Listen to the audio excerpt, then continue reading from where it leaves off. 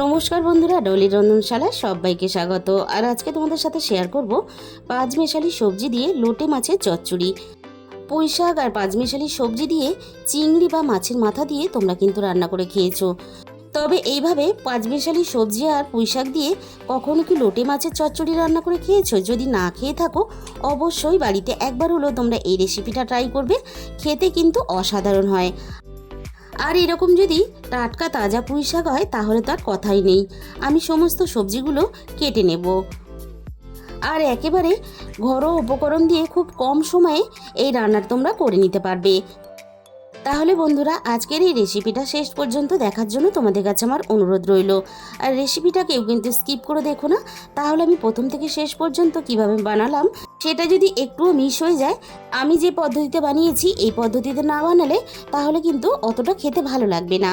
আর দুপুরে যদি এরকম একটা গরম গরম চচ্চড়ি রেসিপি থাকে প্রথম পাতে, তাহলে কিন্তু পুরো ভাতটাই এই রেসিপিটা দিয়ে মেখে খাওয়া হয়ে যাবে।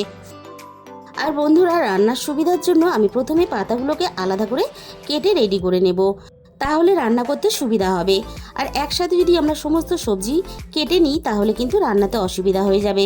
পাতাগুলো একসাথে সমস্ত সবজির সাথে দিয়ে রান্না করলে তাহলে পুঁইশাকের পাতাগুলো কিন্তু আর রান্না করার পরে খুঁজে পাওয়া যাবে না। তাই পুঁইশাকের পাতাগুলোকে আমি আলাদা করে কেটে নিলাম। আর এখন তো বাজারে প্রচুর পরিমাণে লোটে মাছ পাওয়া যাচ্ছে। বাড়িতে রান্নার জন্য যদি লোটে মাছ আনা হয় তাহলে সেখান থেকে অল্প একটু সরিয়ে রাখলেই কিন্তু খুব সহজেই কিন্তু এই রেসিপিটা তোমরা বানিয়ে নিতে পারবে। এই রান্নাটা করার জন্য তাহলে আলাদা করে লোটে মাছ কিনে রান্না করার কোনো প্রয়োজন হবে না। আমি সমস্ত সবজিগুলো অল্প অল্প করে কেটে ধুয়ে খুব ভালোভাবে পরিষ্কার করে নিয়েছি। আর আমি সমস্ত সবজিগুলো এভাবে লম্বা লম্বা করে একটু পাতলা পাতলা করে কেটে নিয়েছি। আর একই রকমভাবে যদি সমস্ত সবজিগুলো এইভাবে কেটে নেওয়া যায় তাহলে খুব সহজেই তাড়াতাড়ি একসাথেই সবজিগুলো সিদ্ধ হয়ে যাবে।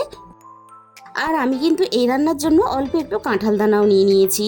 অল্প একটু কাঁঠাল দানা দিলে এই রান্নাটা খেতে বেশ ভালো লাগে। আর সাথে আমি অল্প একটু বেগুনও কেটে নিয়েছি। সমস্ত সবজিগুলো আমি কেটে ধুয়ে পরিষ্কার করে নিয়েছি। আর আমি এখানে আমার পছন্দ মতো সবজি দিয়ে রান্নাটা করছি। তোমরা কিন্তু চাইলে তোমাদের পছন্দ মতো যে কোনো সবজি দিয়েই এই রান্নাটা করতে পারো। আর আমি আগেই বলেছি এই রান্নাটা করার জন্য খুব বেশি কিন্তু লোটে মাছের প্রয়োজন হয় না। তাই আমি এখানে দেখো 4 টুকরো লোটে মাছ নিয়েছি। লবণ আর হলুদ দিয়ে আমি লোটে মাছটাকে খুব ভালোভাবে মেখে নিলাম। এবার আমি রান্নার জন্য প্রথমে কড়াইয়ের মধ্যে প্রয়োজন মতো অল্প একটু তেল দিয়ে দিলাম। খুব বেশি এখন তেল দেওয়ার প্রয়োজন নেই, প্রথমে যেহেতু আমরা লোটে মাছগুলো ভাজবো তাই আমি প্রথমে 2 চামচের মতো কড়াইয়ের মধ্যে তেল দিয়ে দিয়েছি। তেলটাকে খুব ভালোভাবে গরম করে নিয়ে আমি লোটে মাছগুলোকে তেলের মধ্যে দিয়ে দিলাম। আর এই সময় কিন্তু আমি গ্যাসের ফ্লেমটা হাইতে দিয়েছি। যেহেতু লোটে মাছ থেকে অল্প অল্প বেশ জল ছাড়তে শুরু করে দিয়েছে, তাই হাই ফ্লেমে দিয়ে এভাবে নাড়াচাড়া করে লোটে মাছগুলোকে ঝুড়ো ঝুড়ো করে ভেজে নিতে হবে। আর লোটে মাছ যেহেতু খুব নরম মাছ, তাই মিনিট 2 মতো নাড়াচাড়া করে নিলেই কিন্তু লোটে মাছগুলো এভাবে ঝুড়ো ঝুড়ো হয়ে যাবে। আর লোটে মাছের যে মাঝখানের মোটা কাঁটা আছে, মাঝখানের কাঁটাটা কিন্তু আমি রান্নার মধ্যে দেব না, তাহলে খাওয়ার সময় মুখের মধ্যে পড়লে খেতে ভালো লাগবে না। তাই মাছ ভাজার সাথে সাথেই আমি মাছের কাঁটাগুলোকে আলাদা করে তুলে নেব। আর মাছটাকে কিন্তু এরকম একেবারে ঝুড়ো ঝুড়ো করে ভেজে নিতে হবে। মাছগুলো আমার ভাজা রেডি হয়ে গেছে। এবার আমি কড়াই থেকে নামিয়ে নেব। আর এরকম একটু নরম করে ভাজবে, তাহলে রান্নাতে দিলে বেশ মাখা মাখা হবে, খেতে ভালো লাগবে। আবারও আমি কড়াইয়ের মধ্যে তেল দিয়ে দিলাম। আর এই পুরো রান্নাটা কিন্তু আমি সাদা তেলেই করব। তেলটা খুব ভালোভাবে গরম হতে ফোড়নে আমি দিয়ে দিলাম 1/2 চামচ পরিমাণ গোটা জিরে। আর সাথেই আমি ফোড়নে দিয়ে দেব 2টো তেজপাতা আর একটা শুকনো লঙ্কা। এবার আমি ফোড়নটাকে কয়েক সেকেন্ড নাড়াচাড়া করে ভেজে নেব। আর আমি এই রান্নাতে গোটা জিরে ব্যবহার করেছি ফোড়ন হিসাবে, তোমরা চাইলে কিন্তু এখানে 5 ফোড়নও ব্যবহার করতে পারো। ফোড়ন থেকে মিষ্টি গন্ধ বেরিয়ে আসার সাথে সাথে কেটে রাখা সমস্ত সবজিগুলো একসাথেই আমি দিয়ে দিলাম। আমি এখানে একসাথেই সমস্ত সবজিগুলো ভেজে রান্নাটা করব। আলাদা আলাদা করে ভেজে রান্না করার কোনো প্রয়োজন নেই, এতে সময়টা অনেক লাগবে। আর এইভাবে যদি একসাথে সমস্ত সবজিগুলো নাড়াচাড়া করে খুব ভালোভাবে ভেজে নিয়ে রান্নাটা করা যায় তাহলে তেলের পরিমাণটাও কম লাগবে আর রান্নাটাও খুব কম সময় হয়ে যাবে। আর সবজি ভাজার সাথে সাথেই প্রথমে কিন্তু লবণ ব্যবহার করবে না, তাহলে সবজি থেকে অনেকটা জল বেরিয়ে আসবে, সবজিগুলো খুব ভালোভাবে ভাজা যাবে না। সমস্ত সবজির গায়ে একটা হালকা ভাজার কালার চলে এসেছে। এই সময় কিন্তু আমি রান্নাতে স্বাদ মতো লবণটা দিয়ে দিলাম। এবার আমি লবণ দিয়ে সবজিগুলোকে আরও একটু নাড়াচাড়া করে ভেজে নেব।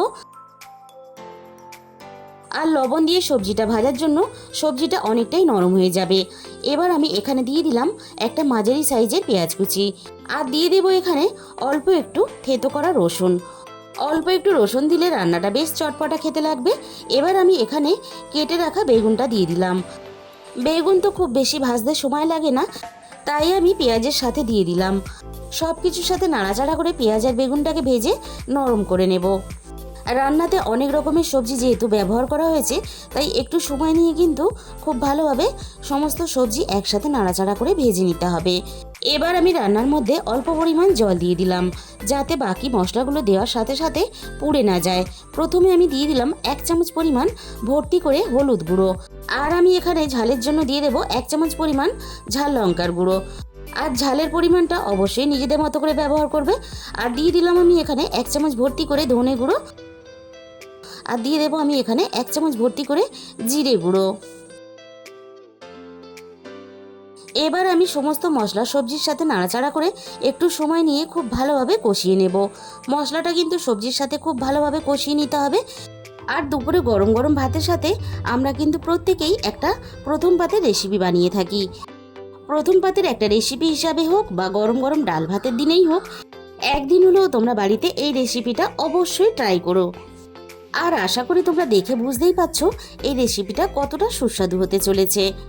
আর একবার যদি এভাবে লোটে মাছ দিয়ে পুঁইশাকের ঘন্ট বানাও, তাহলে কিন্তু বারবার এই রেসিপিটাই তোমাদের বানাতে ইচ্ছে করবে।